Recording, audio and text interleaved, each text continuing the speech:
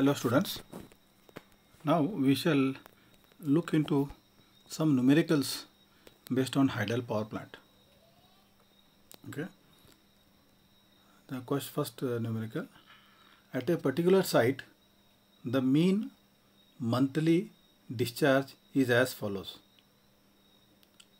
So there are 12 months from January to December and the discharges are given in meter cube per second.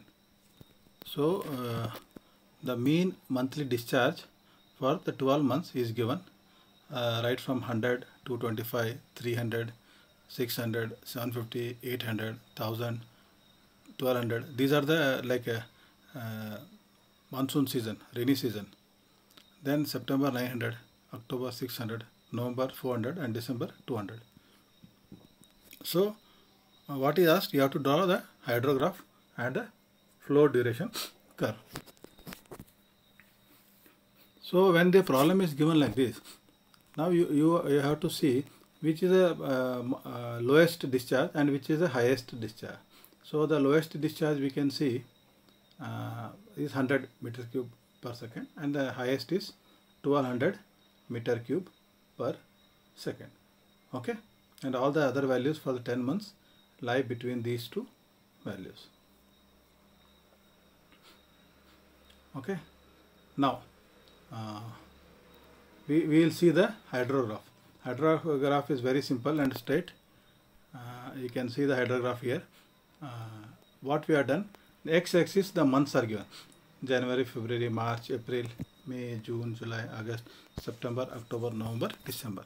So the 12 months is written, and in the y-axis, as we have seen, the lowest was 100 and the highest was 1200. So y-axis proportionately what we have taken, suppose we have taken 1 centimeter is equal to 100 meter cube per second discharge.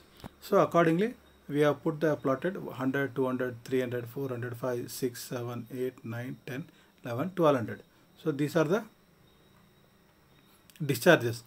So what we have done now, January it is 100. So we have plotted January and 100. Okay, then February it is 200. So second month we have put it 200. Third month is 300, March. So we have plotted at 300. Fourth month, April it is 600. So plotted to 600. Then May is 750. So May we have taken 750. June 800. July 1000. August during monsoon it is 1200. Okay, that peak. Then September 900. October 600. November 400 and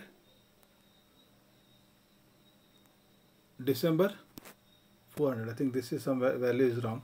1 minute. December is 200 only. December is 200. So this last figure is 200. Okay. Now what hydrograph we have plotted the points like this. Okay. Then we will connect the center point of all the these bars. So you'll find the curve like this. It is rising. Okay, the curve is rising limb up to 1200. Then the 1200 is the peak discharge, and then the falling limb. Okay, so this is a hydrograph for 1 year with x-axis showing you the months and y-axis showing the discharge. This is how we plot the hydrograph. I think you understand what is the discharges for the particular month in a year. Now we will look at the flow duration curve. So now the flow duration curve also very simple it is. We have seen that the minimum discharge is 100 and the maximum discharge is 1200 meter cube per second. Okay.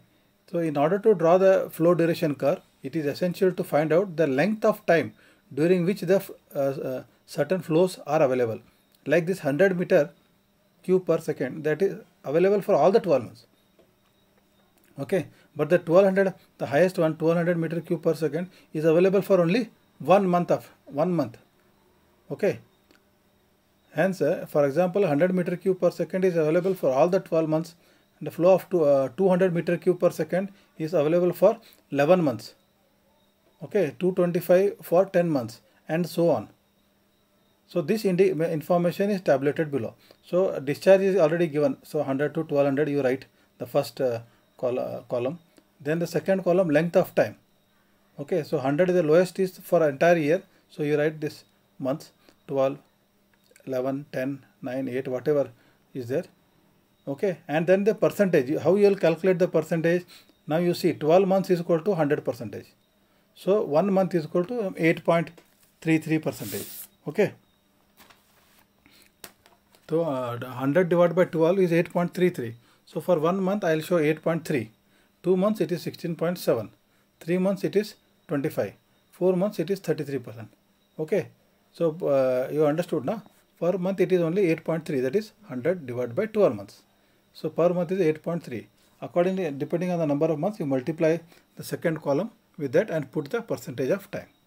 So once you plot this, once you get these values, you first now take the only first column and the last column. First is the discharge and second is the percentage of time. So taking these values, we will plot the graph, flow duration curve.